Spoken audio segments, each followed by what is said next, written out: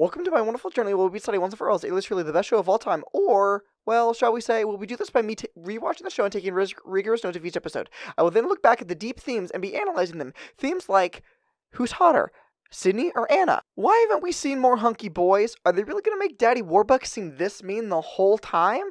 And why haven't Sydney and Vaughn kissed yet? Let's jump into it. We start mid-mission with Sydney trying to get the core back, not the nuke, the core for some reason. It's really confusing. They don't really specify why it's a core and not a nuke now.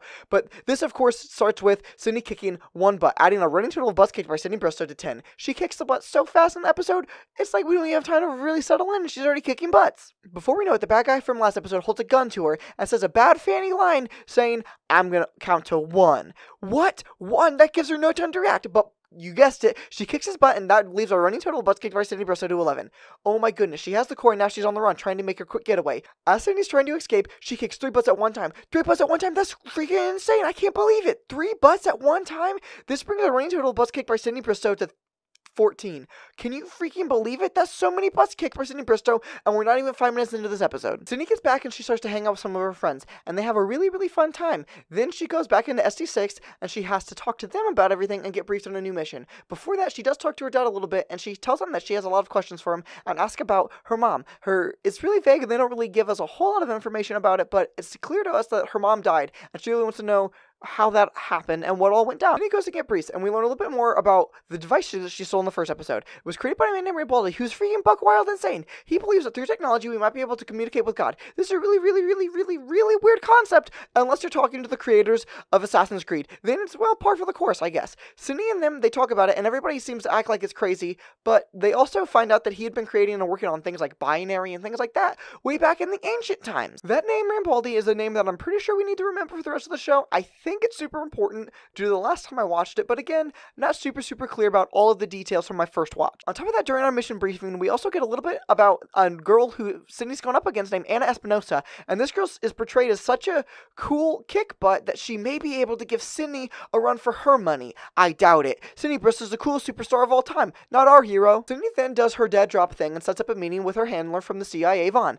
And while she does this, the time that they're meeting this time is through a quick little jog sesh. She does a run, and oh boy, is Jennifer Gardner's stride in this freaking... She talks to Vaughn and tells him everything about what's going on, and Vaughn lets her know that he's no longer going to be the handler for her on the CIA, and she gets so sad because, man, she's going to miss that hunky bod. She tells him a little bit more about Anna Espinosa and about how she killed somebody just to know and just to show Sydney how powerful that she was. After this, Vaughn goes back to the CIA, and he gets made fun of for having the hots for Sydney by Parkman from the Heroes TV show. Before we know it, Sydney's now on the mission, and she's in her Black Widow cosplay. They really need to stop trying to freaking steal Scarlett Johansson's lunch, but they really do love putting Sydney in a red wig. Sydney sees that Anna's already there, and before we know it, it's a chase to the device information. Anna, of course, gets it first, and Sydney is running after her to catch up. And before you know it, after a lot of running, a lot of cool moves, she does catch up with Anna Espinosa, and they get into a fight. Of course, Sydney will kick her butt. I kick Sydney's butt. And it's the saddest I've ever been in my whole life. I've now changed how I'm looking for the rest of the show to show my grieving that my number one superstar hero of my heart, Sydney Bristow, is not invincible. I don't know what to do. This is really an earth-shattering moment for me, and I'm still very shooken up about it. And after kicking Sydney's butt, she takes off and has all the plans in a secret bag. Sydney chases after her and takes Dixon's gun. She then shoots the bag strap that Anna has. The plans fall down, and Sydney and Dixon get them. They are able to successfully take them back to this SD6. Rocket Raccoon just won't quit looking at Danny's death. I really wonder what he's going to find out if he keeps searching into this. And on top of that, Sydney has to meet her new handler. And oh boy, oh how, this guy really sucks butt. He seems like the worst. I bet he friggin' takes a blender bottle just to stir up his own poop shake. Then has another hangout session with Rocket Raccoon and all of her friends. At the end of this, Rocket Raccoon and her flirt a little bit. And this is, again, I need to say Rocket Raccoon before he's put into the raccoon body.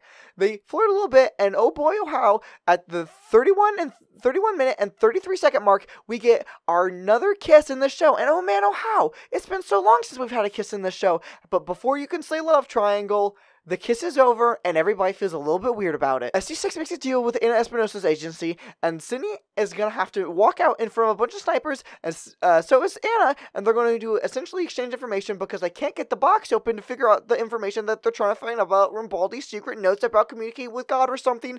I still really don't have any idea what any of that's about. The new handler who sucks so much butt tells Sydney that he needs to put a tracker on Anna Espinosa, and she's like, there's gonna be 600,000 snipers there. How am I supposed to put that tracker on him? That's stupid and suicide. I can't do that. If you don't put Vaughn back on my case, I'm never gonna help you ever again, and I'm gonna fight you and punch you a whole bunch.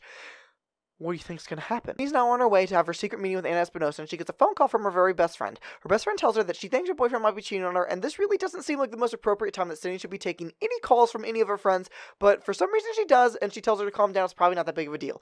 As Sydney's walking out to actually get into the meeting, into some sort of football stadium, I think, but she's actually going out to meet Anna Espinosa, we cut to her dad and the evil-looking weasel man talking about Sydney's mom, and he says something about Sydney's mom actually being alive and how he lied to Sydney about it. I can't believe that after all the progress we made with Sydney's daddy issues, we're still going to have much more to dig through, but oh boy, oh how.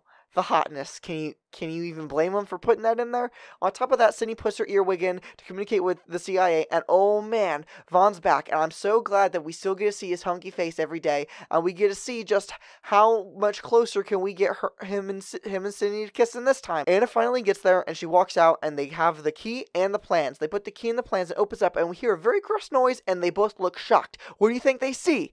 Well, I have no idea. We're gonna have to watch next time and find out.